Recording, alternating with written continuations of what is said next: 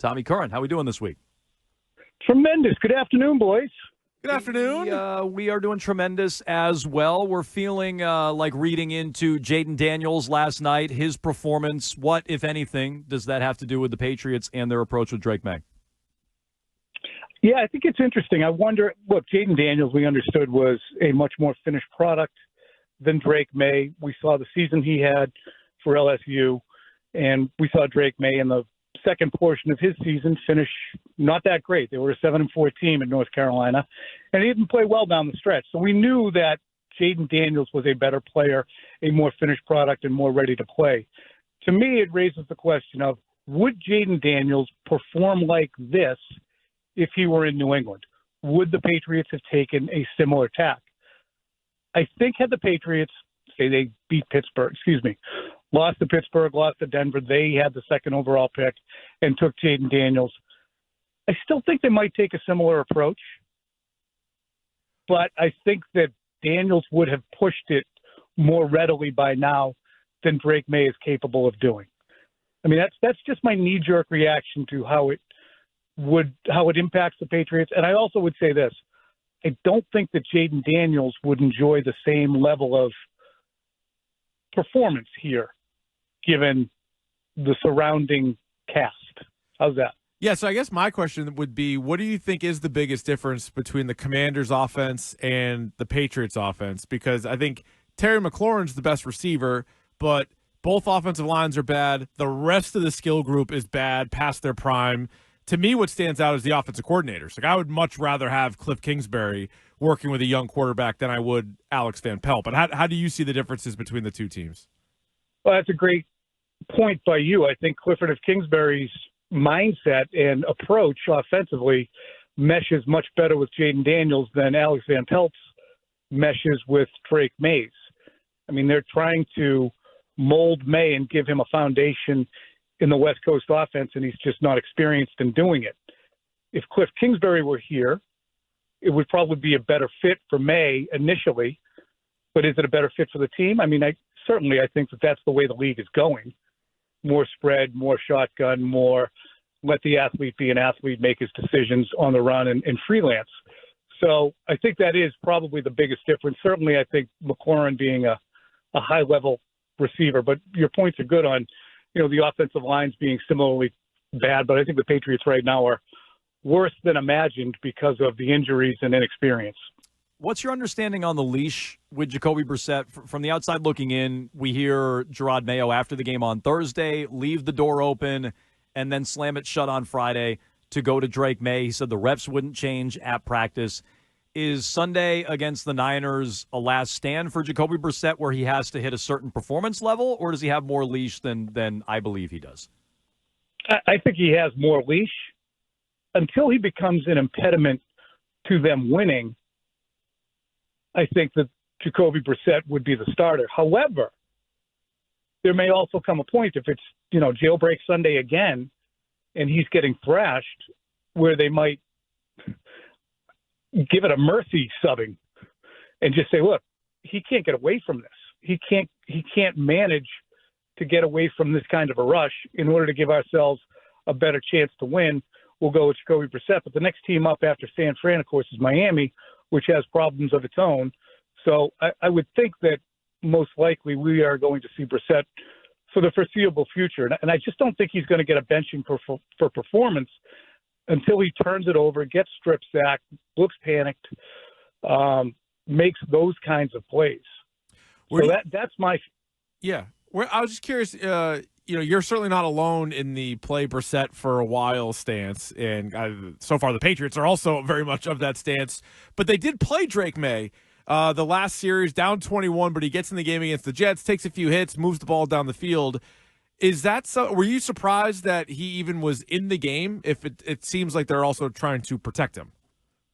No, I think my definition of protecting him is protecting him from looking like a boob. Got it. And I think that that's what should be the approach. The notion of protecting him from taking a thrashing, I just can't subscribe to. They're all NFL players. They're all going to get hit. If he gets hit, he gets hit. If he gets hurt, that's part of the deal. Unfortunately, you don't want him to. you want him to, when you send him on the field, say, be cautious. We're down 21, very little time left. You don't have a lot of protection. Discretion is a better part of valor here. So I think that would be the way to approach it. But I think that I strongly believe that their mindset is it's protecting him from being in a situation where he makes horrible plays and doesn't know what to do. Tommy Curran, NBC Sports Boston, here on Jones and Keefe on WEEI. You thought he made himself look like a bit of a boob. I watched you on NBC Sports Boston after the game on Thursday, Tom. You didn't like the whole waiting for Aaron Rodgers and referring to him as the GOAT. You didn't love that, right? Yeah, it was not, I wasn't inflamed by it. I understand his mindset. Hey, primetime game. The game's over. I'm going to go say hi to some friends. It was just a ear-to-ear grin walking across the field after a humiliating loss, and just being cognizant of the fact for the team entirely, not just Drake May, you don't want to become accepting of a humiliating loss on national television to the point where you just shrug it off and it's water off a duck's back. He doesn't have to go flipping buffet tables, punching his locker, sitting there on the bench in performative sadness.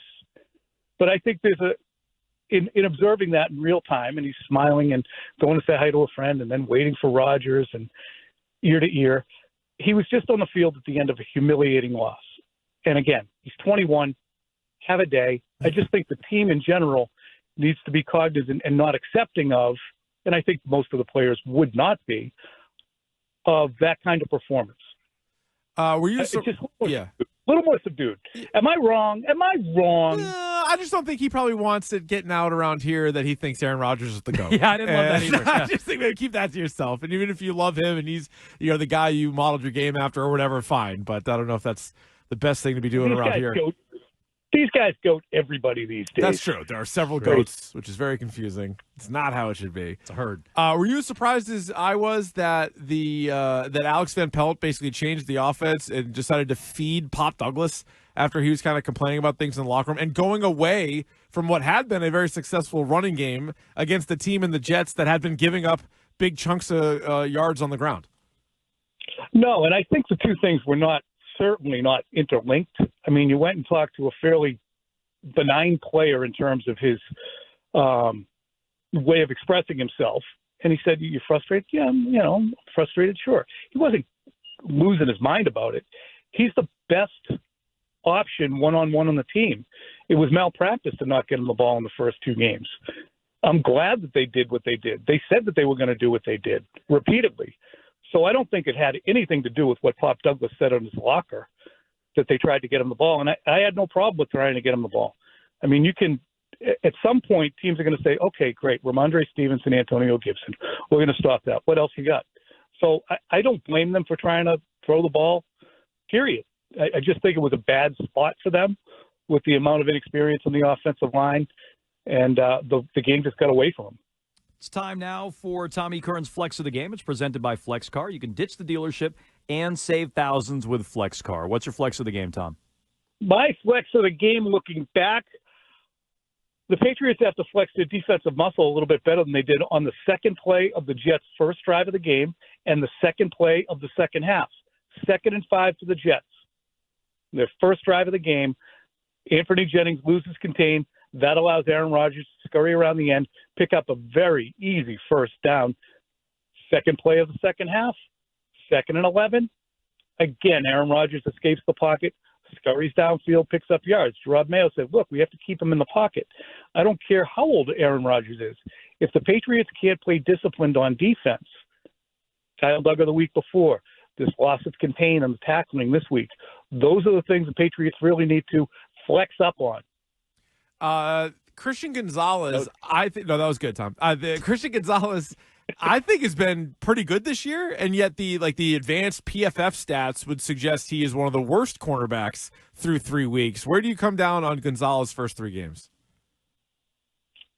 I think it's hard for him. I think he's been good, fine, better than average. He's a better than average corner. He's had his plays where they've, turned him inside out a little bit. I think, the Garrett Wilson touchdown just inside the pylon, I don't blame them for trying to go for the pick on that. They needed a play. They're at the 1. They're probably going to score anyway. I liked his aggressiveness on that. I'm a Christian Gonzalez fan. I stand Christian Gonzalez. Okay, that's a big flex like by Tommy Curran there at the end. Christian Gonzalez, friend of the show. Tommy Curran every Tuesday here at high noon on a Tom E. Tuesday. You can check him out all over NBC Sports Boston. Quick Slants tonight, WEEI afternoons on Thursday at 3:30. Tommy Curran, we appreciate the time. Thanks so much. You got it. We'll have Scar on Quick Slants tonight, too, so maybe we can get some offensive line diagnosis from him. Ooh, nice. And then you can pass it along to the team. Yeah, nice. seriously. I like that. You can be the middleman. Thanks, Tom. There you go. All right, guys.